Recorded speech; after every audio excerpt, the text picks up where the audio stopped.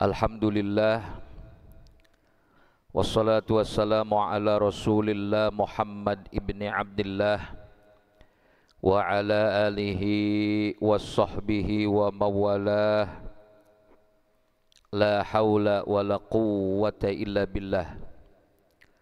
Allahumma salli wa sallim ala sayyidil abrari Muhammadin khairil anam, alladhi tughna bihil hawaijul anam wa turzaqu bihil khalaiku walau fil manam wa yusalu bihi kullul matlubi wal maram wa barik alaihi ya rabbi bi'adadi kulli malaikatikal kiram wa ala alihi wa sahbihi ahli tayyibin al kiram. Amma ba'du, rabbi shrah li sadri wa yassir li amri wahlul uqdatam min lisani yafqahu qawli.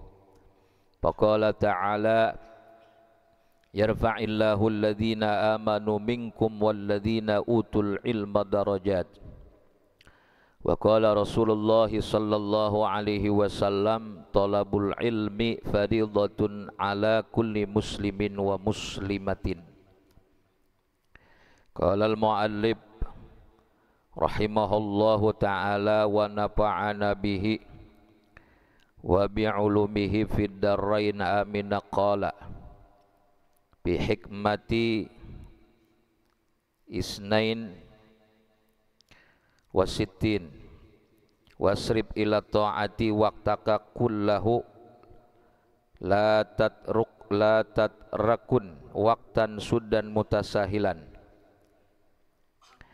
Alhamdulillah, puja puji syukur kehadirat Allah subhanahu wa ta'ala atas dasar hidayah taufik inayah. Pada siang hari ini kita masih diberikan nikmat sehat wal afiat, nikmat panjang usia, wabil khusus nikmat iman wal Islam, sehingga dengan nikmat tersebut kita mampu hadir berkumpul di masjid yang tercinta ini, di masjid yang insyaallah diberkahi oleh Allah subhanahu wa ta'ala, guna melaksanakan kewajiban kita sholat zuhur secara berjamaah. Mudah-mudahan ibadah kita diterima oleh Allah subhanahu wa ta'ala.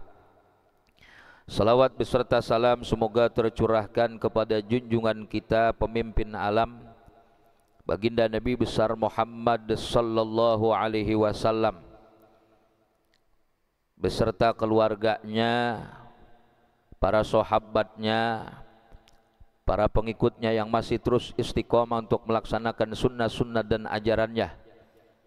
Mudah-mudahan yaumil qiyamah kita yang hadir dan segenap kaum muslimin mendapatkan syafaatul uzma, syafaat yang agung dari Nabi kita Muhammad sallallahu alaihi wasallam. Yajibu alaika an tusarrifa waqtaka kullahu fi ta'ati. Berkata Syekh Abu Bakar Syatto Ad-Dimyati, yajibu alaika, wajib atas dirimu, an tusarrifa waqtaka, menggunakan waktumu, kullahu, semuanya, fi ta'ati, di dalam ketaatan. Mungkin kita berpikir kalau semua waktu kita gunakan untuk taat sulit. Dari mulai bangun tidur sampai tidur lagi itu kan seluruh waktu.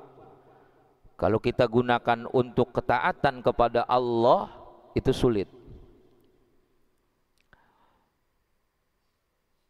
Padahal Allah katakan, wa ma khalaqtul jinna wal insa illa liya'budun, aku tidak ciptakan jin dan manusia kecuali supaya beribadah. Berarti semuanya ibadah. Gimana caranya?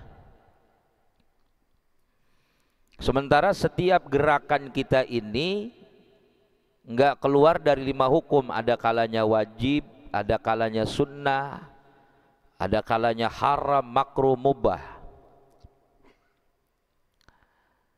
Maka yang pertama oleh para alimil ulama, semua yang amal ibadah kita, agar semuanya itu menjadi ibadah, yang kita butuhkan adalah niat. Jadi walaupun ibadahnya ibadah yang mubah, seperti makan kan mubah, minum mubah, pakai pakaian juga mubah. Kalau kita niatkan karena Allah, maka menjadi sunnah. Misalnya kita bekerja nih, kita niatin untuk apa nih kita kerja? Berangkat pagi, pulang sore, kadang sampai larut malam. Untuk apa nih? Tapi kalau kita niatin benar-benar lillahi ta'ala, sebagaimana dalam surat Al-An'am, qul inna salati wa nusuki wa mahyaya wa mamati lillahi rabbil alamin, dan juga kita ikrar dalam al-ibtitah, doa ibtitah, insyaallah amalan-amalan yang mubah itu akan naik derajatnya menjadi amalan yang sunnah. Wa antat ruka fudulal kalami. Yang kedua, selain kita menggunakan seluruh waktu kita untuk beribadah, makan jadi ibadah, minum jadi ibadah, semua jadi ibadah karena niat tadi, adalah wa antat ruka fudulal kalami, meninggalkan perkataan-perkataan yang sia-sia, ngomong yang ada gunanya lah. Ya, kullu ma la ya'nika, sesuatu yang tidak berguna. Qala sallallahu alaihi wasallam, bersabda Nabi sallallahu alaihi wasallam, ya, min hasani islamil mar'i, min husni islamil mar'i tarkuhu ma la ya'nihi. Sebagian daripada kebagusan Islamnya seseorang. Jadi kalau kita tanya Islam kita yang bagus bagaimana? Tarkuhu ma la ya'nihi, meninggalkan sesuatu yang sia-sia. Nah, yang sia-sia ini banyak. Bengong aja udah sia-sia kita. Bahkan di tempat yang baik aja bisa jadi sia-sia, Pak. Di masjid aja kadang bisa jadi sia-sia kita. Kalau kita tujuan di masjidnya ini tidak karena Allah, nyender doang gitu, buka handphone, di handphone yang ngelihatnya nggak keruan, bisa jadi sia-sia itu, padahal tempatnya bagus. Atau sebaliknya, tempatnya kurang bagus,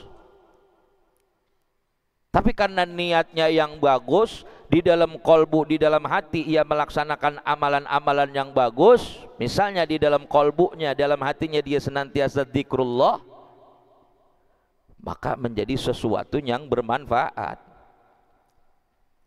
Ulama mengatakan ada istilah takdimul anfa fal anfa, mendahulukan yang manfaat, yang paling manfaat daripada yang manfaat. Yang manfaat banyak, tapi ada yang paling manfaat. Takdimul aham fal aham, mendahulukan yang penting daripada yang penting. Yang penting banyak, tapi ada yang paling penting. Kita lihat ilmu dengan ibadah pentingan mana? Ilmu. Maka kita mendahulukan ilmu dibandingkan ibadah. Tapi dalam kitab Minhajul Abidin, Imam Ghazali itu mengatakan nggak boleh didahulukan salah satunya. Kalau ilmu dengan ibadah harus beriringan. Carilah ilmu yang tidak menelantarkan ibadah. Beribadahlah, jangan sampai menelantarkan dua-duanya harus jalan. Jadi orang Islam itu supaya tidak berbuat yang sia-sia, mana penting, wajib apa sunnah? Wajib. Wajibnya dulu yang mesti kita kerjain, baru yang sunnah. Jangan yang sunnahnya kita kerjain, kita utamakan, tahajud rajin sampai jam 2, jam 3, subuhnya bablas sampai jam 8 tidur. Repot. Pernah dulu Sayyidina Ali ditanya oleh seseorang dalam kitab Futuhul Gaib, karangan Sidi Abdul Qadir Jailani.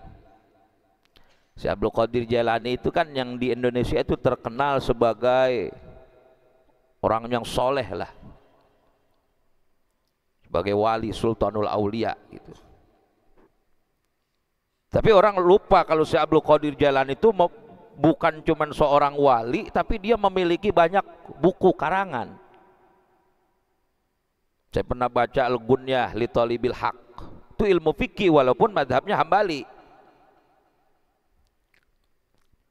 Dalam ilmu tasawuf Futuhul Ghaib, Fathur Rabbani.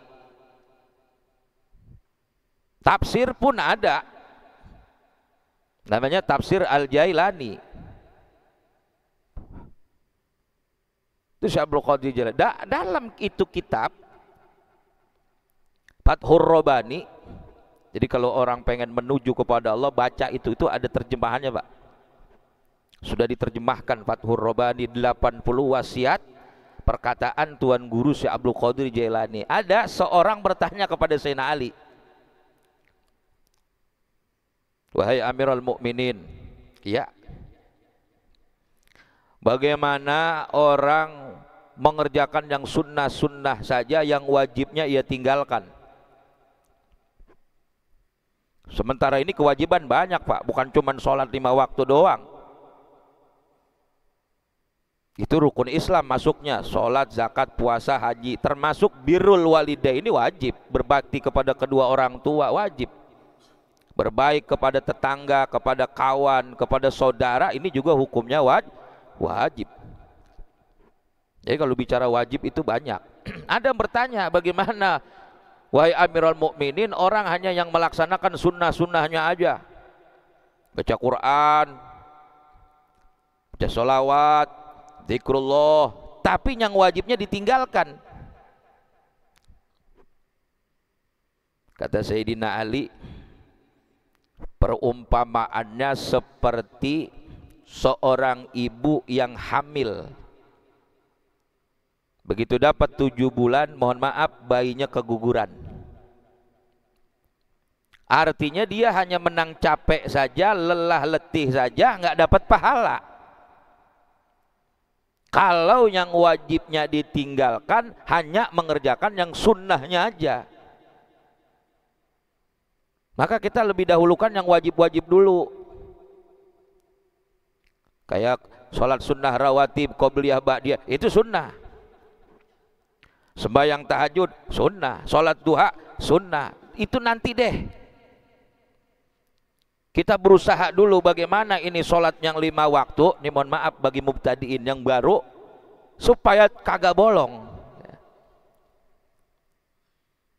Maka dalam surat Al-Ma'un tu fawailul lil musallin, celaka buat orang-orang yang sholat. Apakah orang yang sholat celaka? Kita bertanya begitu. Aneh kalau orang sholat itu celaka. Ada yang menafsirkan orang itu menunda-nunda waktu. Oh, kalau waktu ditunda masih sholat namanya. Johor, jam 3 dia baru sholat Johor, sholat namanya, karena itu masih di dalam waktu. Terus bagaimana? Nah itu tadi yang mengabaikan sholatnya, subuh sembahyang, Johor enggak. Johor sembahyang, asar sembahyang, maghrib enggak, isya enggak, subuh sembahyang. Selalu begitu. Nah itu masuk kategori fawailul lil. Saya baca Mukhtasar Qurtubiyah, Al-Imam Qurtubi, dia punya tafsir. Pada saat beliau menafsirkan makna wail, beliau mengatakan wail itu apa? Apakah dimaknakan dengan makna celaka? Itu bahasa gampangnya. Sebetulnya wail itu nama tempat. Apa itu? Al-wadi fi batni jahannama, lembah yang ada di neraka. Wail itu tempat apa? Lembah. Makanya kalau orang yang masuk ke situ, maka diartikan adalah celaka. Sudah pasti celaka itu. Nauzubillah. Kita kembalikan lagi bahwasanya Islam seseorang itu akan bagus, akan indah, akan cakep. Kata Nabi, tarkuhu ma la ya'nihi, selagi dia meninggalkan sesuatu yang tidak bermanfaat, meninggalkan sesuatu yang sia-sia. Fa idza ra'aita nafsaka tattali'u ila kalamin nasi, kalau kamu melihat diri kamu selalu ingin berbicara kepada banyak orang, dikit-dikit ngobrol, dikit-dikit cerita, dikit-dikit membahas apa, wah apa aja dibahas deh supaya kelihatan keren lah. Wa mulaqatahum min ghairi hajatin wa dararatin, berjumpa dengan mereka, berbincang dengan mereka enggak ada hajat. Beda kalau kita punya hajat, punya kebutuhan, kita datang ke keluarga kita, assalamualaikum, kita nyampe minjem duit, boleh, itu hajat. Ini enggak ada hajat, hanya menghabiskan waktu luang aja sambil ngopi, ngerokok, ngobrol ngalor ngidul, selesai itu capek pulang tidur sudah dia. Fa'lam anna dzalika fudulu saqahu ilaikal faraq wal batar, taulah itu sesuatu yang sia-sia. Tapi fa idza lazimta al ibadata, kalau kamu membiasakan beribadah, memang berat ini Pak, tapi nggak mau kita hidup di alam dunia mesti ada aturan agama. Bukan kita nggak boleh berbincang, ngobrol, bukan, tapi batasin. Kita batasin hal-hal yang terlalu nggak ada manfaatnya itu. Fa idza lazimta al ibadata, kalau kamu melazimkan ibadah, wajadta halawatal munajati, kamu pasti akan menemukan manisnya munajat dengan Allah Subhanahu wa taala. Dulu kita lihat tuh, mohon maaf nih agak sedikit balik ke belakang. Saya kalau lihat tuh para ulama-ulama sepuh, mereka itu jarang berbincang. Bahkan hampir-hampir kayaknya seakan-akan nggak punya kawan. Karena hanya di pondok, paling ngajar dengan santri-santri, dengan para murid gitu. Tapi di rumahnya itu bukunya banyak, kitab-kitabnya itu, kitab para imam itu banyak. Dan lama saya juga ngobrol juga dengan kawan di daerah Banten sana, dia punya pondok asuh pesantren. Dia juga melazimkan ini. Ya.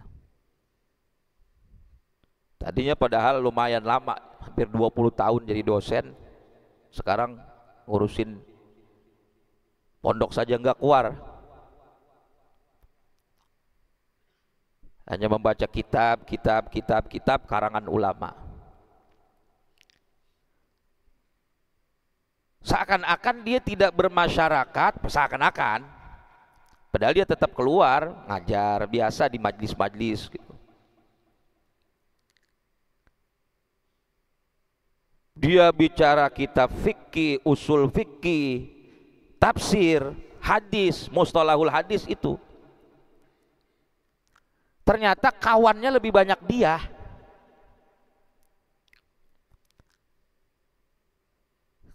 Kawannya lebih banyak dia karena dia berkawan dengan musannif, dengan penulis kitab.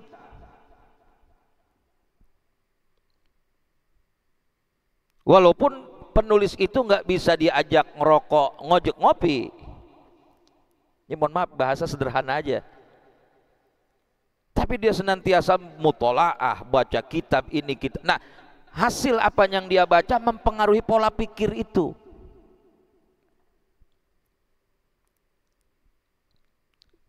Saya punya kenalan juga gitu di daerah utara sana.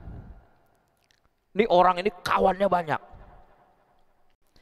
Kalau dia naik kendaraan, entah itu bawa mobil, bawa motor, ada aja yang nyapa di perempatan jalan, pasti ada aja yang nyapa. Karena dia sangat terkenal sekali, karena banyak kawannya. Dia ngomong, dibilang, "Mang, ada apa? Saya kawan saya banyak, kemana aja." Boleh nggak? Boleh. Tapi kira-kira kawan itu membawa kemajuan atau tidak? Kemajuan dalam apa? Bukan kemajuan dalam urusan jasmani, tapi kemajuan dalam urusan ruhani yang membawa perubahan hati kita kepada Allah Subhanahu wa ta'ala. Boleh kamu bergaul dengan siapa, monggo silakan, ini ilmu pergaulan, tapi kira-kira ambillah yang bermanfaat, yang kekal nanti, bermanfaat setelah kamu wafat, setelah kamu meninggal. Kan kita nggak selamanya aja di sini. Berapa lama kita numpang hidup di negeri dunia ini? Carilah yang sekira-kira bermanfaat. Dan banyak cerita-cerita itu bukan dari buku. Kita lihat mereka yang menekuni ibadah kepada Allah Subhanahu wa ta'ala, seakan-akan ia memutuskan, padahal tidak.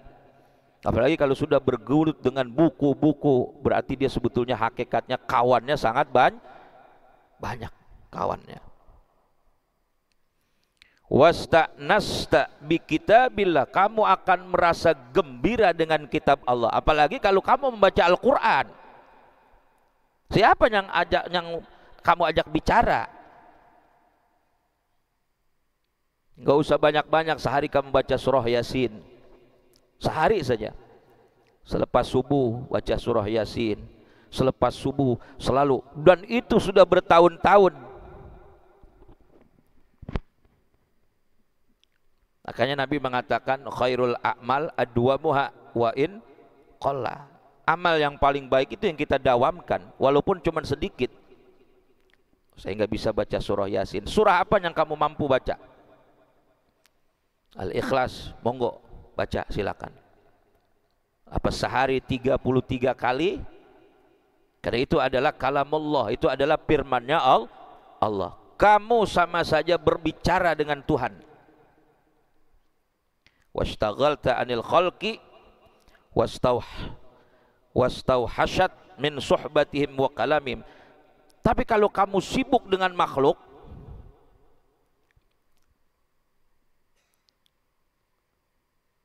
justru pikiranmu ini akan kacau.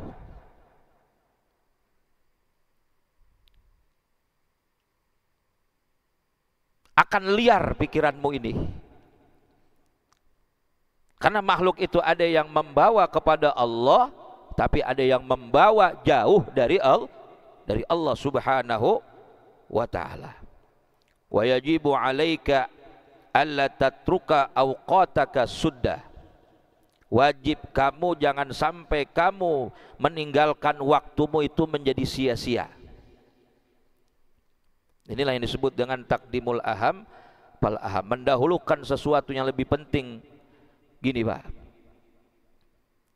kita ini dikasih oleh Allah Subhanahu wa ta'ala di alam dunia hidup ini ada satu modal yang sangat luar biasa mahalnya. Nggak dijual. Nggak dijual. Apa itu modal kita? Umur, usia. Sudah berapa yang kita gunakan usia kita, dan usia yang Allah berikan kepada kita, kita juga nggak tahu berapa banyak.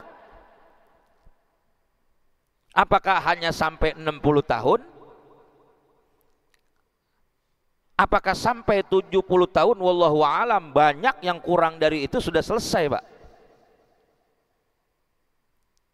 Maka kata Kiai Musonib, janganlah kita mensia-siakan ini usia, mensia-siakan ini umur.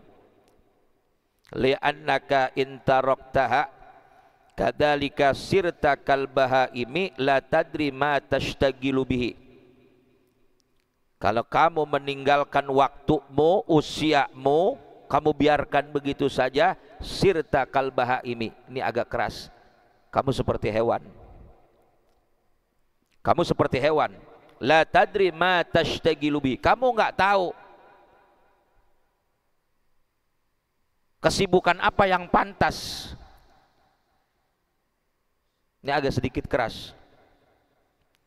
Bayan qadha aktsaru awqatika dha'ian, sehingga kebanyakan waktumu habis. Tahu-tahu sadar usia sekian. Saya tuh di subuh tuh di tempat saya sholat. Kalau selesai sholat subuh tuh ada, selesai subuh selesai ada yang bawa Iqra ke saya. Usianya berapa? 54 tahun. Sampai sekarang. Sadar-sadarnya itu udah 50. Saya bilang, kamu nggak usah malu, Pak. Sampai sekarang masih sorogan Iqra. Itu contoh yang luar biasa, contoh. Dia cerita, saya kesini, saya kesini, saya kesini, kesini. Begitu sadar usia saya sudah lebih dari 54 tahun, saya belum bisa baca Al-Quran. Oh ya sudah, kalau daripada selesai subuh kita ngobrol, ambil Iqra. Saya bukan ngomong bohong, sampai sekarang masih. Sudah Iqra berapa dia? Sampai subuh tadi saya masih ngajarin Iqra itu. Kalau itu saya nggak punya waktu.